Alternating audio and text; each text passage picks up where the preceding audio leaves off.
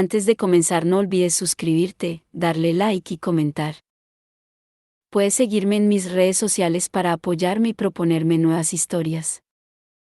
Videos todos los lunes, miércoles, viernes y domingos. Las crónicas de Kane.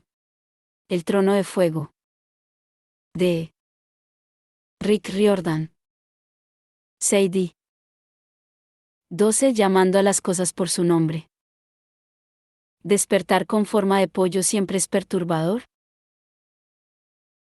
Mi vea flotaba en el agua turbia. Sacudí las alas brillantes mientras intentaba averiguar dónde era arriba. Supuse que mi cuerpo estaría por allí cerca, tal vez ahogado en la parte trasera del Mercedes, pero no tenía forma de regresar a él. Porque narices nos había llevado a un portal subacuático. Esperé que el pobre Carter hubiera sobrevivido de algún modo, a lo mejor Bess había podido sacarlo del coche. Pero morir envenenado en lugar de ahogado tampoco era una gran mejora. Una corriente me llevó de una sacudida a la Duat. El agua se convirtió en fría niebla. La oscuridad se llenó de quejidos y gruñidos. Empecé a frenar y, cuando se disipó la bruma, estaba de vuelta en la mansión de Brooklyn, flotando justo fuera de la puerta de la enfermería. En un banco que había contra la pared, sentados juntos como viejos amigos, estaban Anubis y Walt Stone. Los dos tenían aire de estar aguardando malas noticias. Walt tenía las manos cerradas una sobre la otra en el regazo y los hombros caídos. Se había cambiado de ropa y llevaba otra camiseta sin mangas y otros pantalones cortos de deporte, pero tenía cara de no haber dormido desde que estuvo en Londres. Anubis le hablaba en tono tranquilizador, como si intentara aliviarle la pena.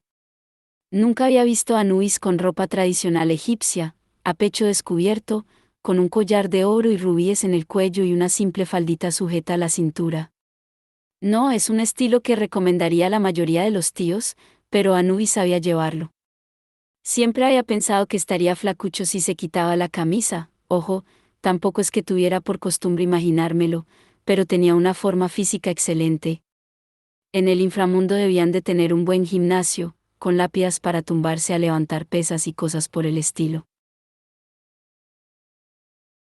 En todo caso, después de la sorpresa al verlos juntos, mi primer pensamiento fue que algo terrible tenía que haberle pasado a Haas. ¿Qué ocurre?, pregunté, sin saber si podrían oírme. ¿Qué ha pasado? Walt no reaccionó, pero Anubis levantó la mirada. Como de costumbre, mi corazón dio una pirueta feliz sin mi permiso. Tenía unos ojos tan hipnóticos que olvidé por completo cómo se usaba el cerebro. Dije,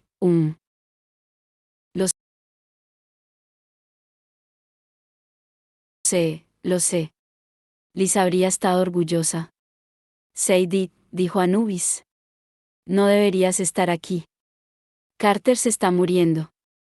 Eso me devolvió el juicio de golpe. Ya lo sé, Chacalín. Yo no he pedido que me... Un momento, ¿por qué estoy aquí? Anubis señaló la puerta de la enfermería. Sospecho que te ha llamado el espíritu de Haas. ¿Está muerta? Estoy muerta yo. Ninguna, respondí Anubis, pero las dos estáis a las puertas de la muerte, por lo que vuestras almas tienen facilidad para comunicarse.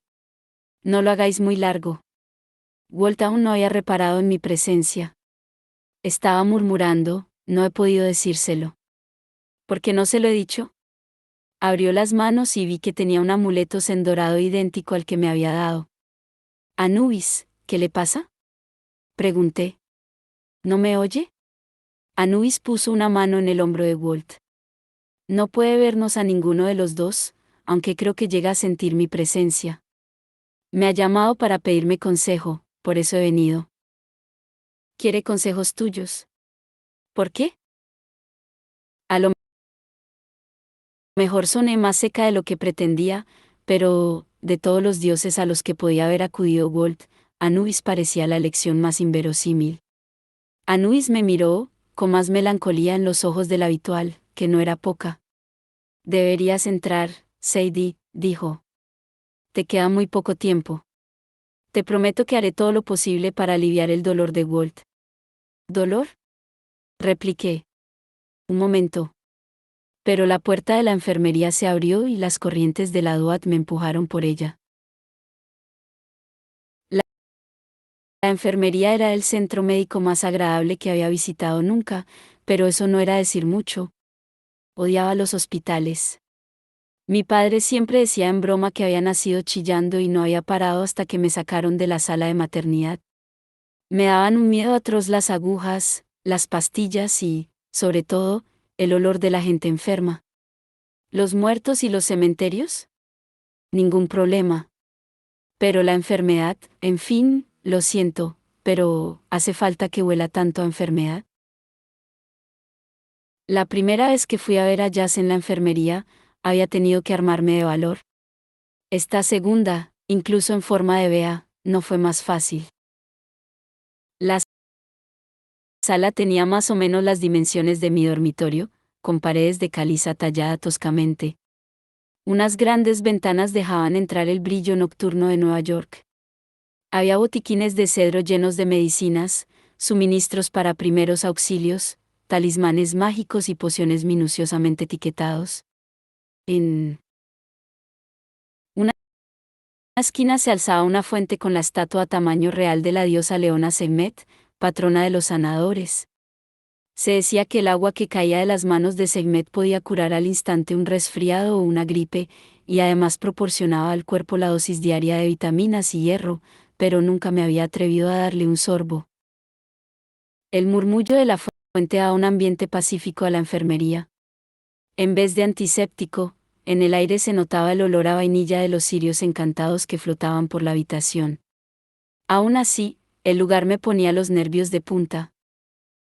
Sabía que los cirios monitorizaban el estado de los pacientes. Las lenguas de fuego cambiaban de color cuando había algún problema. En aquel momento, todos orbitaban la única cama ocupada, la de Haas. Las llamas eran de color naranja oscuro. Haas tenía las manos colocadas sobre el pecho. Su pelo rubio se extendía bien cepillado por la almohada. Tenía una leve sonrisa, como si disfrutara de un sueño agradable. Y sentada al pie de la cama de Jazz estaba Haas, o al menos una imagen verde brillante de mi amiga. No era un Bea, sino una figura humana del todo. Me pregunté si no habría muerto pese a todo, y aquello era su fantasma.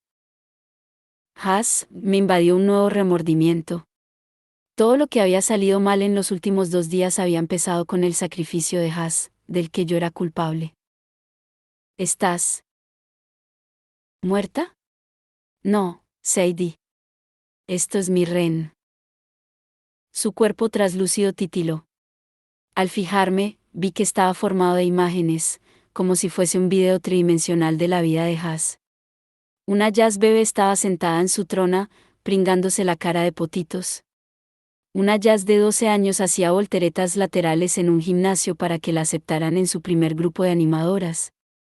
Una Jazz muy reciente abría su taquilla en el colegio y encontraba un brillante amuleto Aid, nuestra tarjeta de invitación mágica que la había traído a Brooklyn. ¿Tu Ren? Dije. ¿Es otra parte de tu alma? La imagen verde brillante asintió. Los egipcios creían que el alma tiene 5 partes diferentes. El Bea es la personalidad. El Ren es tu nombre, recordé. Pero, ¿cómo puede ser esto tu nombre? Mi nombre es mi identidad, respondió. La suma de mis experiencias. Mientras mi nombre se recuerde, sigo existiendo, aunque mi cuerpo muera. ¿Lo entiendes? No lo entendía, ni por asomo. Lo que sí entendía era que Jazz podía morir, y sería culpa mía. Lo lamento muchísimo. Intenté no deshacerme en lágrimas. Si no hubiera agarrado ese papiro estúpido.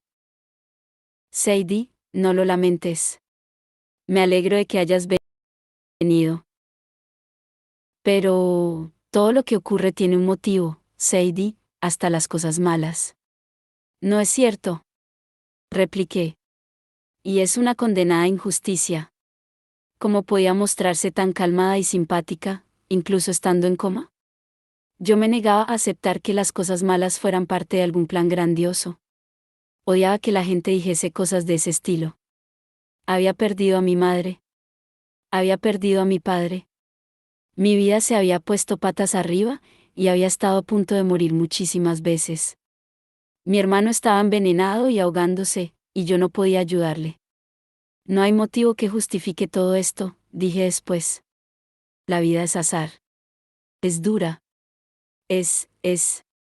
Ya seguía sonriendo, como si lo encontrara un poco divertido. Ah, dije. Querías que me enfadase, ¿verdad? Esa es la Sadie que amamos todos. La pena no es muy productiva. Funcionas mucho mejor cuando te enfadas. Pues vaya. Supongo que era cierto, pero no tenía por qué gustarme. Bueno, ¿por qué me has traído aquí? Por dos cosas, respondió. Primera, no estás muerta. Cuando despiertes, tendrás solo unos minutos para curar a Carter. Tendrás que actuar deprisa. Usando la figurilla de cera, dije. Sí, eso lo había deducido. Pero no sé cómo se hace. No soy buena sanadora. Solo hay otro ingrediente importante.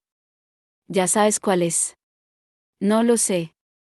Ya se enarcó una ceja como si estuviera siendo tosuda a propósito. Estás muy cerca de entenderlo, Sadie. Piensa en Isis. Piensa en cómo has canalizado su poder en San Petersburgo, y te llegará la respuesta. Pero hay que darse prisa. La segunda cosa es que necesitarás que te ayude Walt. Ya sé que es un riesgo. Ya sé que Bess no lo aprueba. Pero tú usa el amuleto para llamar a Walt a tu lado. Es lo que él quiere. Algunos riesgos valen la pena, aunque supongan perder una vida. ¿Perder la vida de quién? ¿La suya? La escena de la enfermería empezó a deshilacharse, convertida en una acuarela emborronada. Piensa en Isis, repitió Haas. Y Sadie, todo sirve a un propósito. Nos lo enseñaste tú. Nosotros elegimos creer en la Mat. Creamos orden a partir del caos, belleza y sentido a partir del feo azar. En eso consiste Egipto. Por eso su nombre, Surren, sobrevive a los milenios. Si nos desesperamos, triunfa el caos. Creo que una vez les había dicho algo parecido durante una clase, pero no lo creía ni siquiera entonces. Voy a contarte un secreto, dije, doy pena como profesora. La forma de Haas, todos sus recuerdos reunidos, se diluyó poco a poco en la niebla. Voy a contarte yo otro a ti, dijo, mientras su voz se desvanecía. Has sido una profesora excelente. Ahora, ve a visitar a Isis y observa cómo empezó todo. La enfermería desapareció. De pronto me vi sobre una barcaza real que flotaba Nilo abajo. El sol era abrasador. En las riberas crecían palmeras y la hierba exuberante de los humedales. Más allá, el desierto se extendía hasta un horizonte de colinas rojas desnudas, tan secas y hostiles que podrían haber estado en Marte. El barco era como el que había descrito Carter de su visión junto a Horus, aunque el mío estaba en mejor estado. Su vela blanca y limpia estaba adornada con la imagen del disco solar, refulgente en rojo y oro. Por toda la cubierta se afanaban unos orbes de luz de colores, que impulsaban los remos y tiraban de los caos. No sé cómo lo lograban sin manos, pero no era la primera vez que veía una tripulación mágica como aquella. El casco tenía incrustaciones de metales preciosos, diseños en cobre, plata y oro que representaban la travesía de la barcaza por la Duat, y también jeroglíficos que invocaban el poder del sol. En el centro del barco, un dosel azul y dorado daba sombra al trono del dios Sol, que sin duda era el asiento más impresionante y menos cómodo que había visto en la vida. Al principio me pareció que era de oro fundido, pero enseguida me fijé en que estaba hecho de fuego viviente, de llamas amarillas que alguien, de alguna forma, había esculpido en forma de trono. En las patas y brazos tenía grabados unos jeroglíficos tan resplandecientes que me dolieron los ojos al mirarlos. El ocupante del trono no impresionaba tanto. Ra era un viejo de piel acartonada, encorvado como un signo de interrogación, con la calva sembrada de manchas y el rostro tan fofo y arrugado que parecía una máscara. Lo único que daba a entender que estaba vivo eran sus ojos perfilados de col, porque reflejaban su pena y su cansancio. Llevaba faldilla y gorguera, que no le sentaban igual de bien que Anubis ni de lejos. Hasta el momento, la persona más vieja que había conocido era Iskandar, el anterior lector jefe, que había llegado a los 2000 años de edad. Pero Iskandar nunca había tenido tan mal aspecto, ni siquiera en sus últimos días. Para colmo, Ra tenía la pierna izquierda cubierta de vendajes e hinchada hasta el doble de su tamaño normal. Se quejó y apoyó la pierna en un montón de cojines. Tenía 2 heridas punzantes en la espinilla que supuraban a través de la venda, muy similares a las marcas de colmillos en el hombro de Carter. Mientras Ra se frotaba la pierna, el veneno verde se extendió hasta las venas del muslo. Mirarlo hizo temblar de asco las plumas de mi Bea. Ra alzó la mirada a los cielos. Sus ojos se volvieron del mismo amarillo fundido que su trono. Isis, vociferó. De acuerdo, cederé. Una sombra se onduló bajo el toldo. Apareció una mujer y, de inmediato, se arrodilló delante del trono. Por supuesto, la reconocí. Tenía el pelo largo y moreno cortado al estilo Cleopatra, y un vestido blanco y vaporoso que le realzaba la grácil figura. Sus alas de luminosos arcoíris recordaban a la aurora boreal.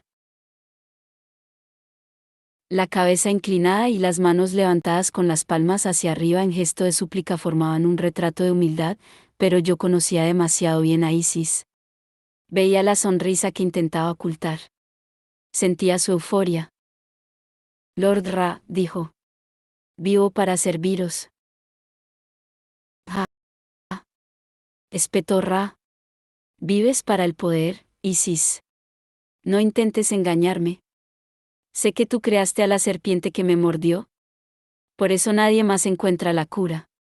¿Deseas que mi trono pase a tu marido, ese advenedizo de Osiris? Isis empezó a negarlo. Milord. Basta. Si yo fuera un dios más joven, Ra cometió el error de mover la pierna. Gimió de dolor. El veneno verde ascendió un poco más por sus venas. Da igual. Suspiró, abatido. Estoy harto de este mundo. Ya he sufrido bastantes intrigas y conspiraciones. Cúrame el envenenamiento. De 1000 amores, milord. Sin embargo, necesitaré. Mi nombre secreto, dijo Ra, ya lo sé. Promete que me sanarás y recibirás todo lo que deseas, y más. Yo detecté la advertencia en la voz de Ra, pero o bien Isis no la captó o bien no le importaba. Juro que os sanaré, dijo. Entonces acércate, diosa. Isis se inclinó hacia adelante. Creí que Ra iba a susurrarle el nombre al oído, pero le agarró la mano y la colocó en su frente arrugada. Los dedos de Isis se pusieron al rojo vivo. Intentó apartarlos, pero Ra le sostuvo la muñeca con firmeza.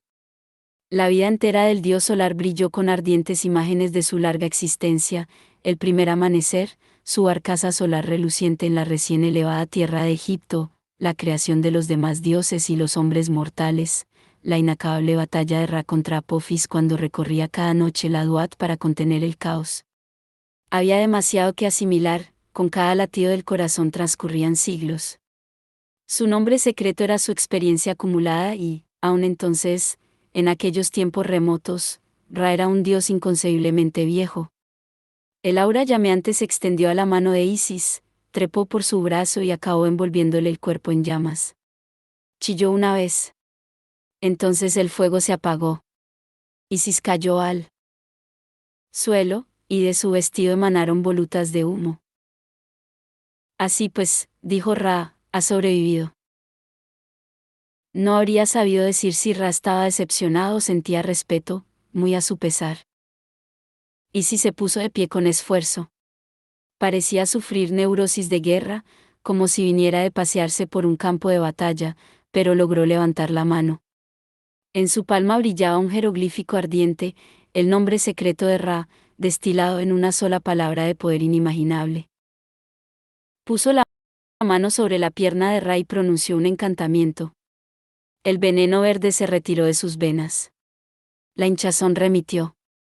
Las vendas cayeron al suelo y las marcas de colmillos se cerraron. Ra se reclinó en su trono y suspiró de alivio. Por fin. Sin dolor. Mi lord necesita descansar, aconsejó Isis. Durante mucho, mucho tiempo. El dios solar abrió los ojos. En ellos ya no había fuego. Parecían los ojos blanquecinos de un anciano mortal. Bast.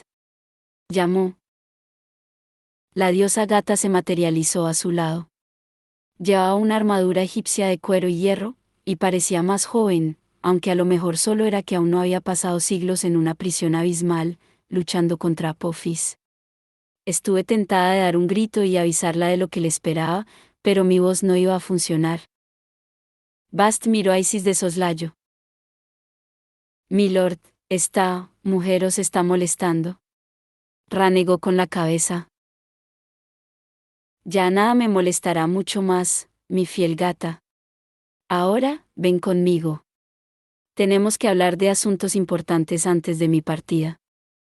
Milord, ¿a dónde vais? Al retiro forzoso. Ra fulminó con la mirada a Isis. Porque eso es lo que quieres, ¿no es cierto, diosa de la magia? Isis hizo una reverencia. Jamás, milord. Bast desenfundó sus cuchillos y dio un paso en dirección a Isis, pero Ra extendió un brazo.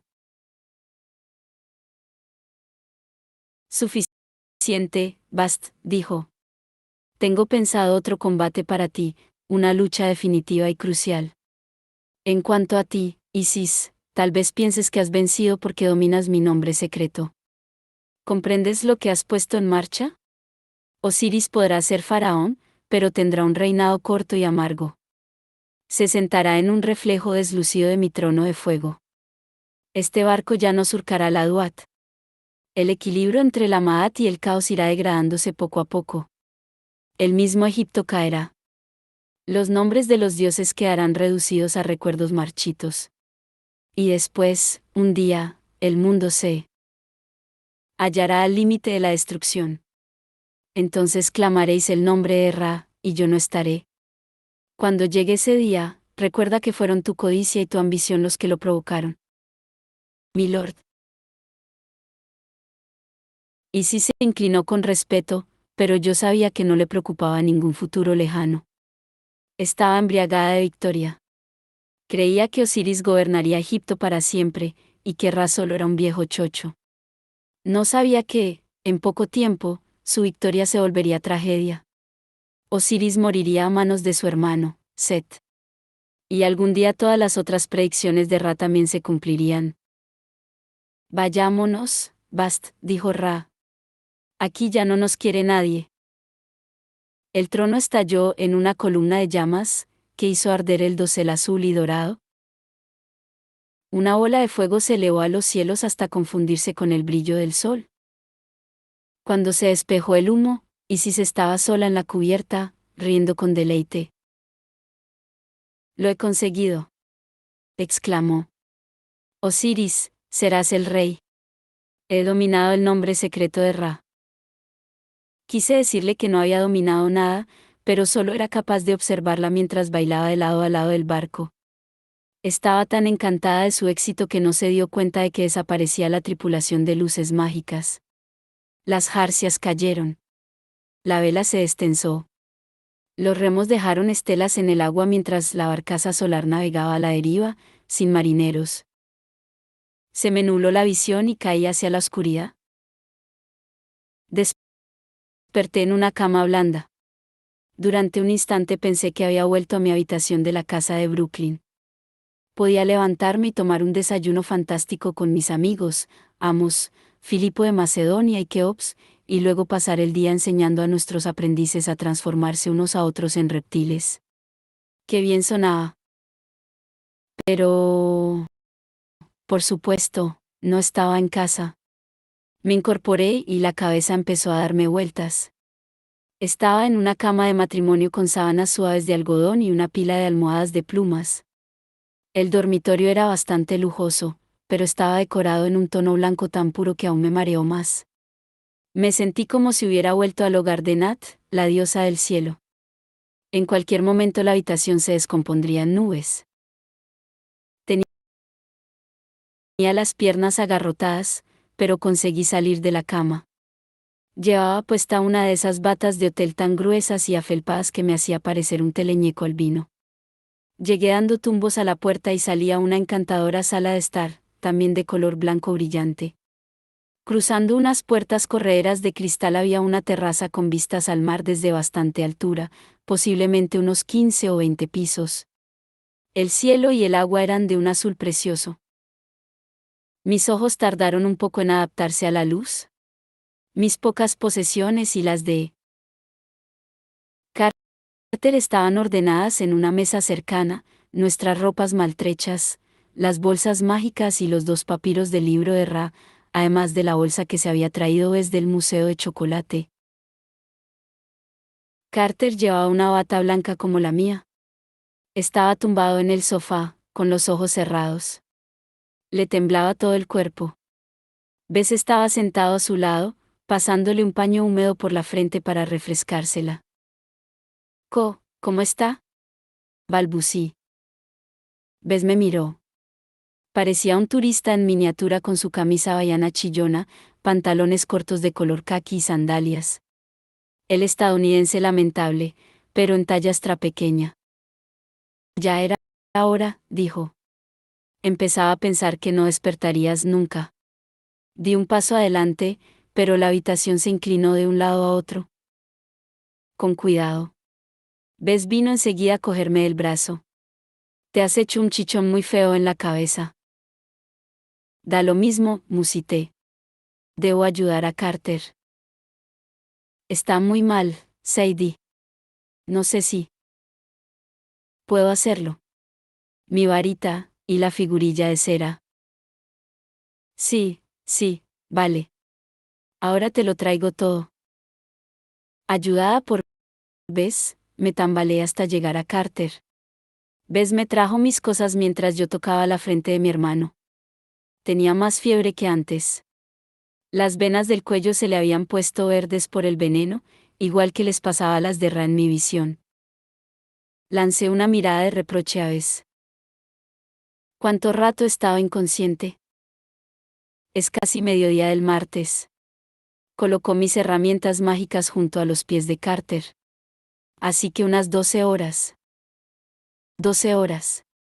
¿Ves? Según Seth, era lo máximo que aguantaría Carter antes de morir por el veneno. ¿Por qué no me has despertado? La cara se le puso tan roja como la camisa hawaiana. Lo he intentado. Os saqué a los dos del Mediterráneo y os traje al hotel, ¿o no? He probado todos los hechizos despertadores que conozco. Y tú no hacías más que hablar en sueños de Walt, Anubis, nombres secretos y... ¿Bien? Dije. Tú ayúdame a... Llamaron a la puerta. Bess me indicó por gestos que estuviera tranquila. Dijo algo en otro idioma, seguramente en árabe, y al momento entró un camarero por la puerta. Hizo una profunda inclinación a Bess, como si el enano fuese un sultán, antes de entrar un carrito rebosante de frutas tropicales, pan recién horneado y bebidas con burbujas. Excelente, me dijo Bess. Enseguida vuelvo. Estás perdiendo el tiempo. Dije bruscamente. Bess no me hizo ningún caso, desde luego. Cogió su bolsa de la mesa de comedor y sacó la cabeza de chocolate de Vladimir Lenin. El camarero levantó las cejas. Bess depositó la cabeza en el centro del carrito y asintió, como si fuese el centro de mesa perfecto.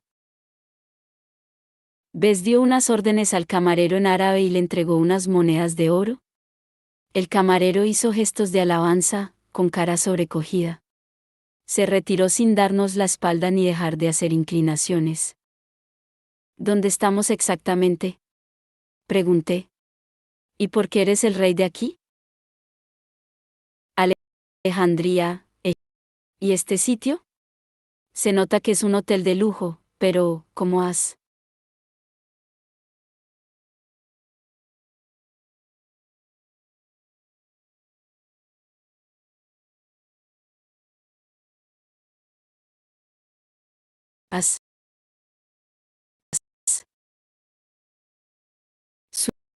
suite del ático, Hotel Four Seasons de Alejandría? Sonaba un poco avergonzado. La gente de Egipto todavía recuerda a los viejos dioses, aunque se niegue a admitirlo. En su día, yo fui muy popular, y me deben algunos favores que puedo pedir si me hacen falta. Lástima que fuera tan justo de tiempo. ¿Podría habernos conseguido un chalet? ¿Cómo te atreves? Dije. Mira que meternos en un hotel de 5 estrellas.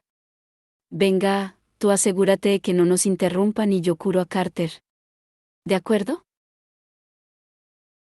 Cogí la figurilla de cera que me había dado Jazz y me arrodillé junto a mi hermano. La estatuilla se había deformado al saltar dentro de la bolsa. Pero, siendo justos, Carter también estaba vapuleado. Con un poco de suerte, la conexión mágica aún funcionaría. Carter, dije, voy a curarte. Pero necesito que me ayudes. Le puse una mano en la frente, que ardía de fiebre.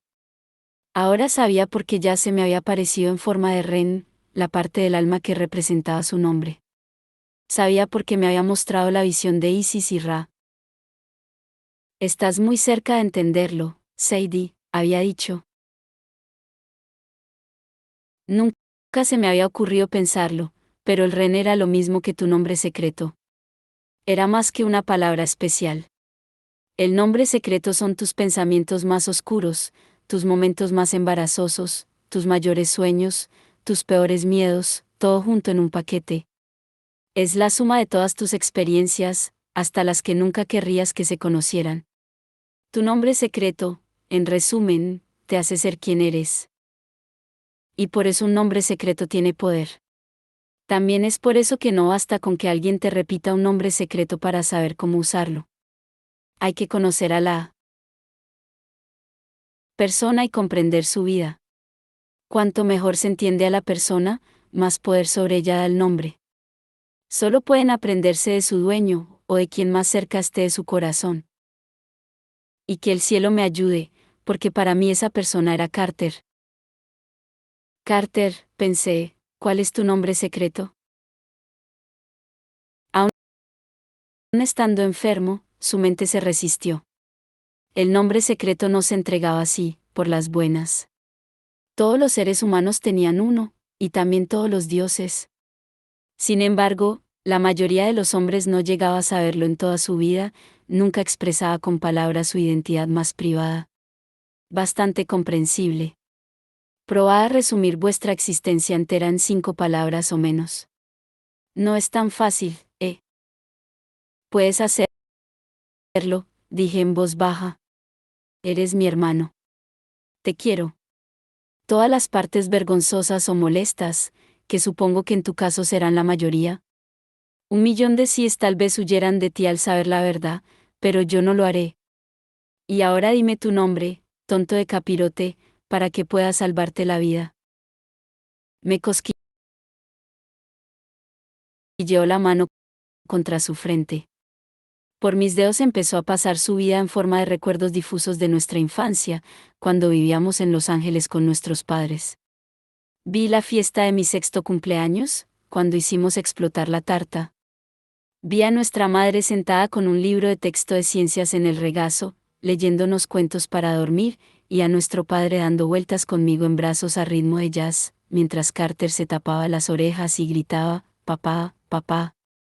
También fluyeron momentos que no había compartido con mi hermano, Carter y papá atrapados en unos disturbios que hubo en París, Carter y se hablando a la luz de las velas en el gnomo primero, Carter solo en la biblioteca de la mansión de Brooklyn, contemplando el ojo de Horus que llevaba de amuleto y resistiendo la tentación de reclamar el poder de un dios.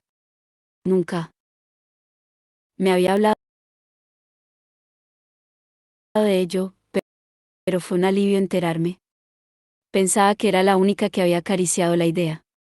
Poco a poco, Carter se relajó. Pasaron a mí sus mayores temores, sus secretos más bochornosos. Se estaba quedando sin fuerzas a medida que el veneno le llegaba al corazón. Con su último residuo de voluntad, me dijo su nombre. Obviamente, no pienso decíroslo. De todas formas, oírlo en una grabación no os serviría de nada, pero toda precaución es poca. Levanté la figurilla de cera y pronuncié el nombre secreto de Carter. Al momento, el veneno se retiró de sus venas. La estatuilla se volvió verde y se derritió entre mis manos. La fiebre de Carter bajó. Tuvo un escalofrío, tragó una bocanada de aire y abrió los ojos. Muy bien, dije con firmeza. No vuelvas a montarte en otro puñetero monstruo serpiente en la vida. Lo siento, gruñó. ¿Me has? Sí. Con mi nombre secreto. Sí. Y todos mis secretos, sí. Gimoteó y se tapó la cara como si quisiera volver a caer en coma, pero, en serio, yo no tenía ninguna intención de chincharle. No es lo mismo poner a tu hermano en su sitio de cuando en cuando que ser cruel. Yo no soy cruel. Además, después de haber mirado en los oscuros cubiles de la mente de Carter, me sentía un poco incómoda y posiblemente también sobrecogida. Allí no había gran cosa. Comparado con todo lo que yo temía y lo que guardaba en secreto. Madre mía. Era un soso. Deseé con todas mis fuerzas que nunca nos viéramos en la situación opuesta y él tuviera que curarme a mí. Bess vino hacia nosotros con la cabeza de Lenin bajo el brazo. Había estado picoteando, porque a Lenin le faltaba la frente, había caído víctima de una chocolobotomía frontal. Buen trabajo, Sadie. Arrancó la nariz de Lenin y se la ofreció a Carter. Toma, chaval, que te la has ganado. Carter arrugó la frente. ¿El chocolate tiene propiedades mágicas curativas? Bess soltó un bufido. Si las tuviera, yo sería el enano más sano del mundo. ¿Qué va? Está bueno y punto. Y tú necesitas recuperar las fuerzas, añadí. Tenemos mucho de qué hablar. Aunque se nos echaba el tiempo encima, teníamos lo que quedaba de aquel día y otros 2 hasta el equinoccio y el fin del mundo. Bess insistió en que descansáramos hasta la mañana siguiente. Le preocupaba que Carter pudiera morir si se esforzaba física o mágicamente tan poco tiempo después de ser envenenado. Perder el tiempo me ponía muy nerviosa, pero, con lo que me había costado resucitar a mi hermano, quería conservarlo vivo. Y la verdad es que yo no estaba en condiciones mucho mejores. Estaba tan seca de magia que no creo que pudiera ni caminar más allá de la terraza. Bess llamó a recepción y solicitó un asistente de compras personal para que nos buscara ropa nueva y suministros en la ciudad. No sé cómo se dice, botas militares, en árabe, pero la mujer de las compras encontró un par de ellas. Al llegar, hizo ademán de darle las botas a Carter, y puso cara de horror al ver que Bess me señalaba. También me trajo tinte para el pelo, unos vaqueros cómodos, un top de algodón con estampado de camuflaje desértico y un pañuelo para el pelo que podía estar de moda en Egipto, pero que yo no pensaba ponerme porque no conjuntaría con las mechas de color violeta que tenía pensado hacerme. A Carter le tocaron vaqueros, botas y una camiseta donde ponía, propiedad de la Universidad de Alejandría, en inglés y en árabe. Estaba claro, hasta los asistentes de compra personales lo calaban a la primera como el bicho raro que era. La asistente también nos había conseguido repuestos para las bolsas mágicas. Había bloques de cera, cordel y hasta algunos papiros y tinta, aunque dudo mucho que Bess le hubiera explicado para qué los queríamos. Cuando la mujer se marchó, Bess, Carter y yo pedimos comida al servicio de habitaciones. Nos sentamos en la terraza y vimos pasar la tarde. La brisa del Mediterráneo llegaba fresca y agradable. A nuestra izquierda se extendía la Alejandría moderna, una rara mezcla de torres de apartamentos, edificios que se caían a trozos y ruinas antiguas. En la avenida paralela a la costa, una hilera de palmeras separaba los carriles, atestados con todo tipo de vehículos, desde coches de lujo a burros. Todo aquello se me hacía un poco irreal desde nuestra suite del ático, la energía vibrante de la ciudad, el ajetreo y los atascos de la calle, mientras nosotros degustábamos fruta fresca y los restos a medio derretir de la cabeza de Lenin, sentados bajo el cielo en nuestra terraza. Me pregunté si los dioses que contemplaban el mundo mortal desde su salón del trono de la Duat se sentirían igual que yo.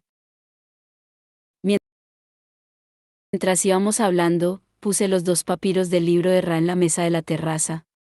Allí estaban, simples e inofensivos, pero casi nos habían costado la vida. Aún teníamos que encontrar otro, y entonces empezaría lo bueno de verdad, pensar la forma de usarlos para despertar a Ra. No parecía posible hacerlo todo en 48 horas, y aún así nos quedamos allí sentados, esperando en el banquillo por puro agotamiento, obligados a esperar hasta el día siguiente. El puñetero heroísmo de Carter. Mira que dejarse morder por la serpiente esa del Dr. Dolittle, y luego la impulsiva soy yo. Entretanto, Amos y nuestros aprendices novatos estaban solos en la casa de Brooklyn, preparando la defensa contra Vlad Mencikov, un mago tan despiadado que ya no es que se tuteara con el dios del mal, es que lo llamaba por su nombre verdadero. Conté a Carter lo que había sucedido en San Petersburgo después de que cayera envenenado.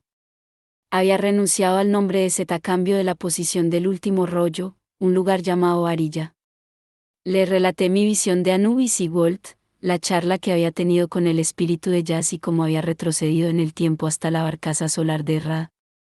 Solo me callé una cosa, lo que había dicho Seth de que el pueblo deseara a Alam Ramakan.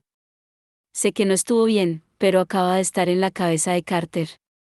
Ahora sabía lo importante que era Asia para él, y cómo le trastocaría cualquier información sobre ella. Carter me escuchó atentamente, sentado en su sillón. Ya le había vuelto el color. Tenía los ojos vivos y despiertos. Costaba creer que solo unas horas antes hubiese estado a punto de morir. Quise atribuirlo a mis poderes curativos, pero también debieron de influir el descanso, varios gingerales y una hamburguesa con queso y patatas que pidió al servicio de habitaciones. Varilla, Carter miró a Bess. Me suena el nombre. ¿De qué me suena? Bess se rascó la barba. Estaba taciturno y callado desde que había explicado nuestra conversación con Seth. La palabra, varilla, parecía molestarle especialmente. Es un oasis, dijo, en pleno desierto. Las momias que había enterradas allí fueron un secreto hasta 1996, cuando un burro idiota metió una pata en un socavón del terreno y se cargó el techo de una tumba. Eso es. Carter me dedicó una sonrisa radiante, con ese brillo suyo de la historia mola en los ojos, así que ya debía de encontrarse mejor. ¿Se llama el Valle de las Momias de Oro? El oro me gusta, dije. Las momias, no tanto. Ah, eso es porque no has conocido a muchas, dijo Bess. No sabía si estaba bromeando, y decidí no preguntar.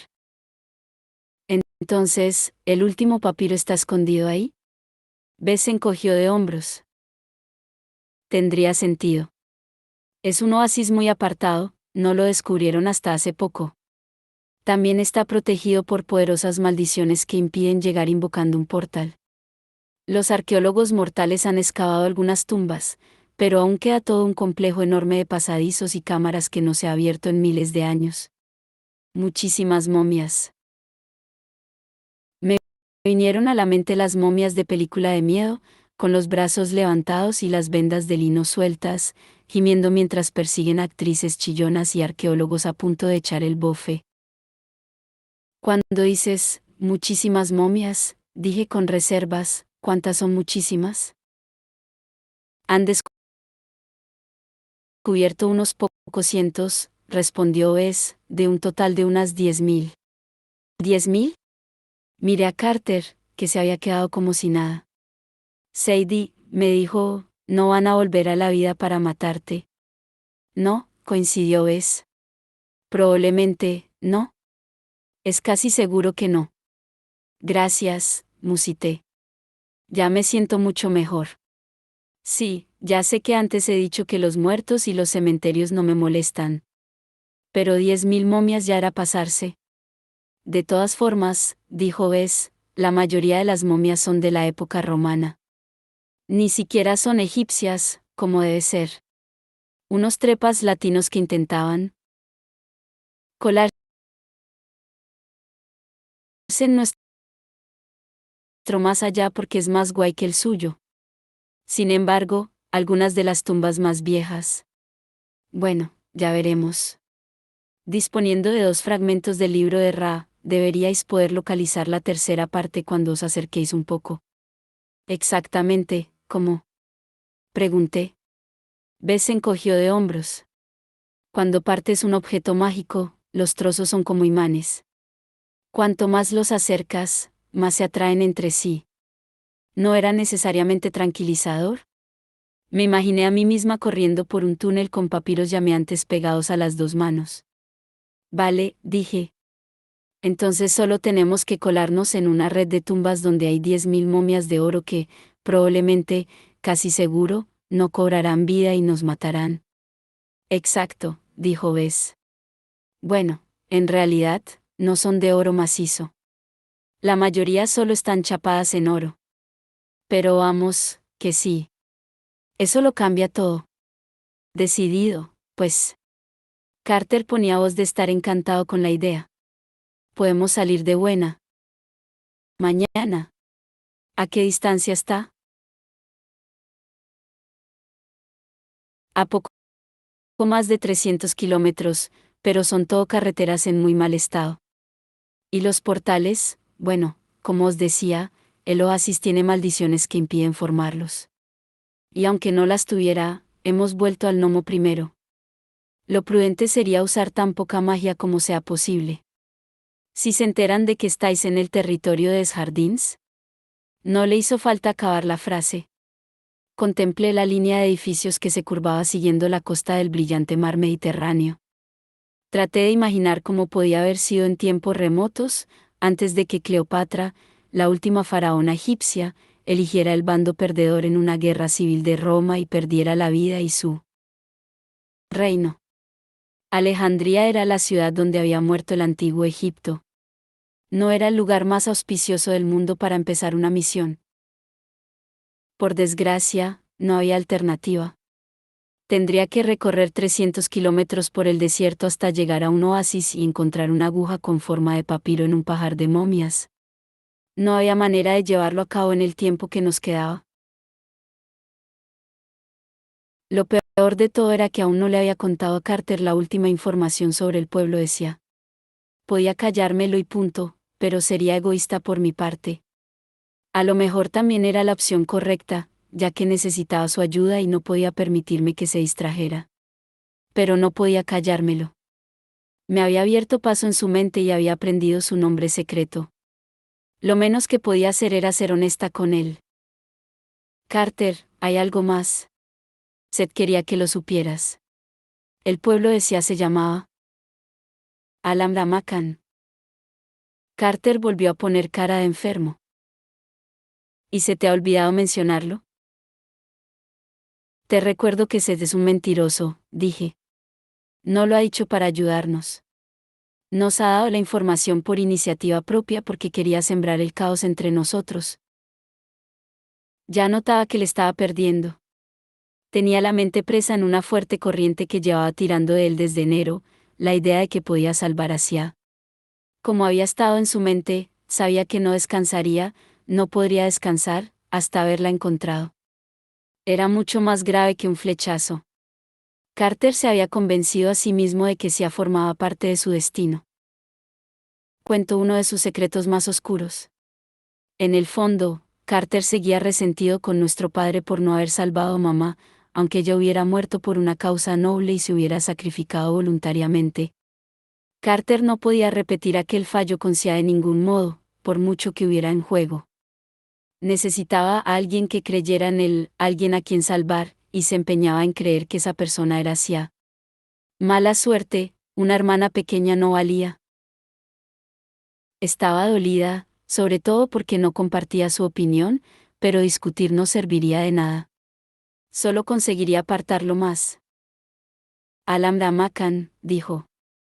No sé mucho árabe, pero Makan significa ¿rojo? Sí, confirmó Bess, y Al-Amra es las arenas. Carter abrió mucho los ojos. El lugar de las arenas rojas. La voz del Museo Brooklyn me dijo que se estaba dormida en el lugar de las arenas rojas. Me lanzó una mirada suplicante. Sadie, son las ruinas de su aldea natal. Ahí es donde la escondió Iskandar. Tenemos que encontrarla. Y punto. ¿A quién le importa el destino del mundo? Tenemos que encontrar a Sia. Podía haber señalado varias cosas. Mi hermano estaba confiando en la palabra de un espíritu maligno que probablemente venía de parte de Apophis. Si Apophis sabía dónde estaba Sia, ¿por qué iba a decírnoslo, a no ser que quisiera retrasarnos y distraernos? Y si quería muerta a Sia, ¿por qué no la había matado ya? Además, el nombre de Al-Amra Makan nos lo había dado Set, que nunca tramaba nada bueno. Evidentemente, su intención era dividirnos. Por último, conocer el nombre del pueblo no implicaba que pudiéramos encontrarlo. Habían arrasado el lugar hacía casi una década. Pero bastaba una mirada a Carter para comprender que no entraría en razón. Aquello no era una decisión meditada. Había encontrado la posibilidad de salvar a Sia y pensaba aprovecharla. Me limité a decir, es mala idea. Y sí, la sensación de hacer de hermana responsable fue bastante rara. Carter se volvió hacia Bess. ¿Puedes encontrar el pueblo? El dios enano se ajustó la camisa hawaiana. A lo mejor, pero llevará tiempo. Os queda poco más de 2 días. El equinoccio empieza pasado mañana, al ocaso. Llegar al oasis de Varilla cuesta un día entero. Buscar esta aldea destruida, otro como mínimo, y si está en el Nilo, es en la dirección opuesta. En cuanto tengáis el libro de Ra, necesitaréis al menos otro día para estudiar la forma de utilizarlo. Os garantizo que para despertar a Ra tendréis que viajar a la Duat, donde el tiempo es impredecible. Tendréis que haber vuelto con Ra al amanecer del equinoccio, no nos llega el tiempo, resumí. O el libro de Ra o Sia. ¿Por qué presionaba a Carter, si sabía lo que iba a decir? No puedo dejarla. Miró hacia el sol, que ya empezaba a hundirse en el horizonte. Tiene un papel que interpretar, Sadie. No sé cuál es, pero sí es importante. No podemos perderla. Esperé. Lo que tenía que suceder estaba claro, pero Carter se resistía a decirlo. Respiré hondo. Tendremos que separarnos. Tú y Bess iréis a Porcia. Yo localizaré el papiro. Bess carraspeó. ¿Hablando de malas ideas? Carter no se atrevía a mirarme a los ojos. Sé que se preocupaba por mí. No quería que nos separáramos, pero se le notaba el alivio. Necesitaba que le quitaran responsabilidades para poder lanzarse a perseguir hacia. Me ha salvado la vida, dijo. No puedo permitir que vaya sola al desierto. Me quité el collar del Zen. No voy sola. Walt se ofreció a ayudarnos. No puede, dijo Bess. Pero tú no me cuentas por qué, repliqué. Bess se quedó sin palabras. Mira, prometías que cuidaría de vosotros, que os mantendría a salvo. Y espero que cuides muy bien de Carter. Te necesita para encontrar el pueblo ese. Walt y yo podemos encargarnos de nuestra parte. Pero, sea cual sea el puñetero secreto de Walt, o de lo que estés intentando protegerlo, está amargándole la vida. Él quiere ayudar. Y yo pienso dejarle que lo haga.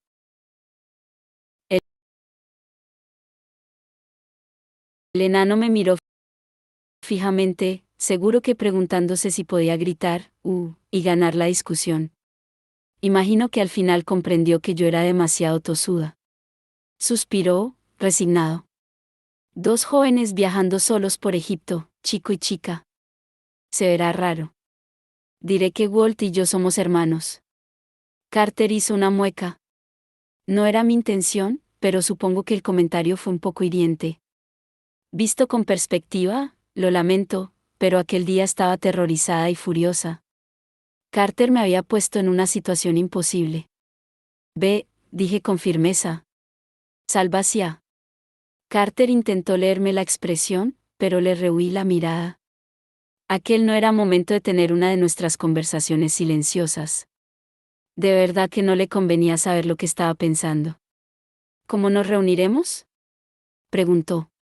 Quedemos aquí mismo, sugerí. Saldremos cuando amanezca. Nos concederemos 24 horas, ni una más, para que yo encuentre el papiro, tú el pueblo decía y los dos. Regresemos a Alejandría. Bess gruñó, disgustado. No hay bastante tiempo. Aunque todo saliera perfecto, solo os quedarían unas 12 horas para recomponer el libro de Ra y usarlo antes de la víspera del equinoccio. Tenía razón, era imposible. Pero Carter asintió. Es nuestra única posibilidad. Tenemos que intentarlo. Me miró esperanzado, pero creo que para entonces yo ya sabía que no íbamos a encontrarnos en Alejandría. Éramos los Kane, y eso significaba que todo saldría mal. Bien, dije. Y ahora, si me disculpáis, tengo que preparar la bolsa. Me metí en la habitación para no echarme a llorar delante de ellos.